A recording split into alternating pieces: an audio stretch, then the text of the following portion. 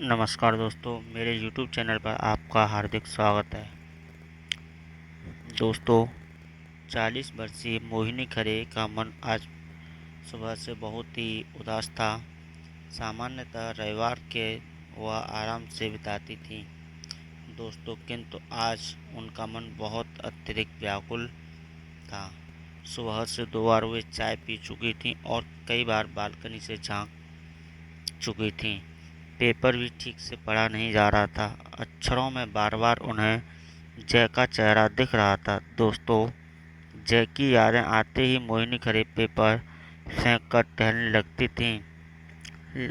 उनसे कुछ गलत नहीं कहा था, फिर भी मोहिनी खरे उसे न स्वीकार कर पा रही थी और न ही अस्वीकार कर पा रही थी। दोस्तों, यही तो उसके द्वेष का कारण था। कल की बात है, अजय मित्र ऑफिस में मोहिनी का जूनियर कलीग था और मोहिनी के ही अंडर में काम करता था।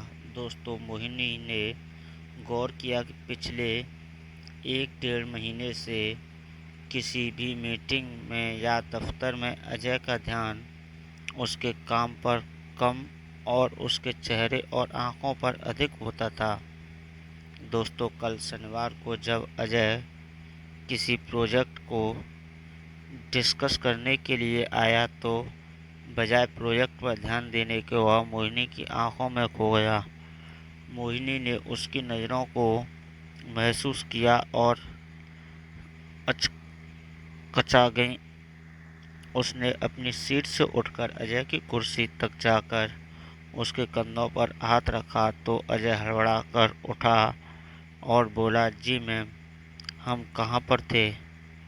दोस्तों, अभी हम लोग चले ही कहाँ थे अजय, तुम तो सीट पर बैठते ही कहीं खो गए थे। मोहिनी ने गंभीरता से कहा, जी मैम, मैं समझा नहीं, अजय ने चौंकते हुए कहा।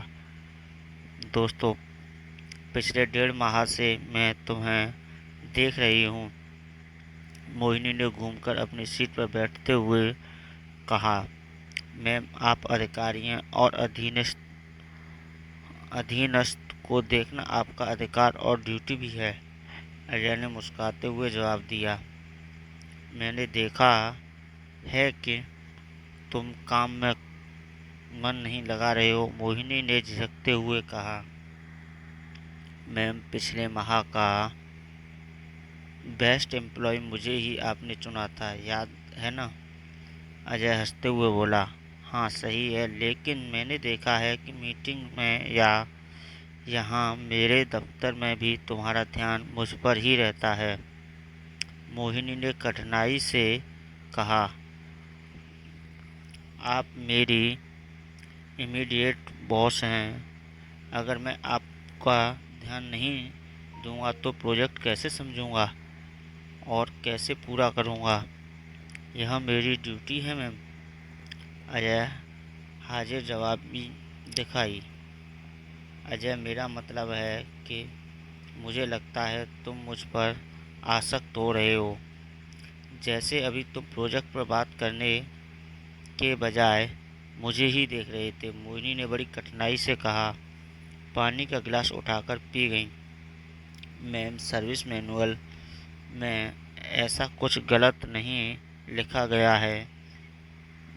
न मैं आपसे बदतमीजी से बात करता हूँ, न उलझता हूँ, न ही अधिक छुट्टियाँ मांगता हूँ, न ही आपको घूरता हूँ और न ही कोई गलत काम करने का संकेत करता हूँ।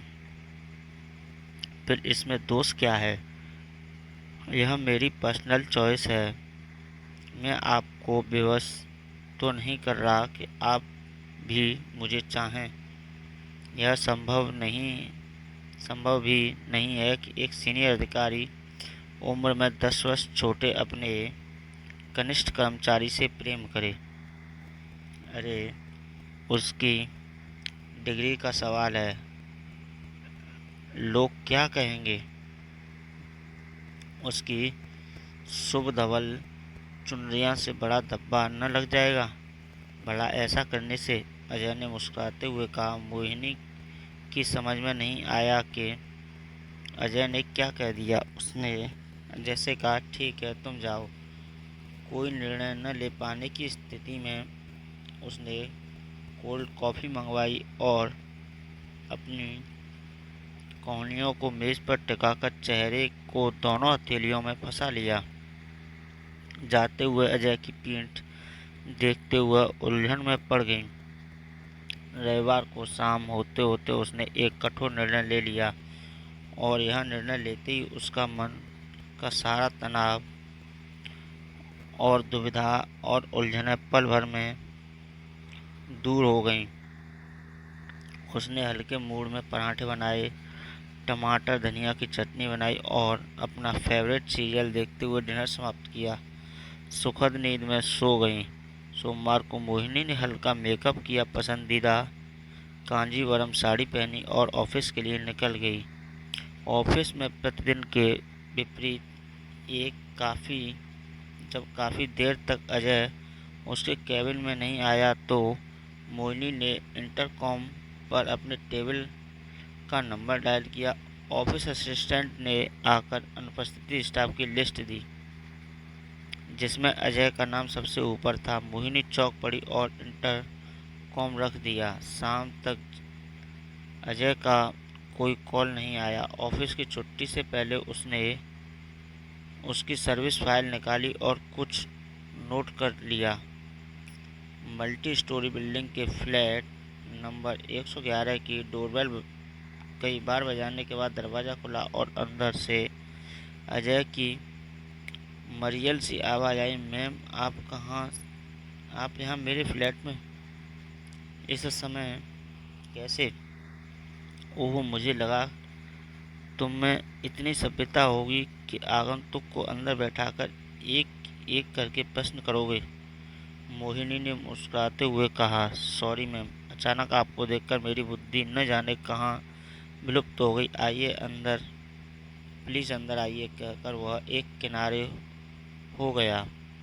फ्लैट के अंदर प्रवेश करते हुए मोहिनी ने चारों तरफ देखा। जब तक उसने दृष्टि वापस अजय पर लाई तब तक अजय ने एक कुर्सी को साफ करके कहा, प्लीज़ बैठ जाइए मैम। अरे, जब आप जब आ ही गई हूँ तो बैठूंगी और चाय भी पीऊँगी, मोहिनी ने कुर्सी पर बैठते हुए कहा। श्योर श्योर मैम, कहकर अजय ने किचन में घुस गया। कुछ ही पलों में किचन में से कुछ गिरने की आवाज़ आई तो मोहिनी दौड़कर वहाँ गई और वहाँ का दृश्य देखकर उसका हृदय धक से रह गया। चूल्हे पर चाय उबल रही थी, किंतु अजय फर्श पर निश्चेष पड़ा हुआ था। उसके मुंह से रक्त की पतली सी धार बह रही थी।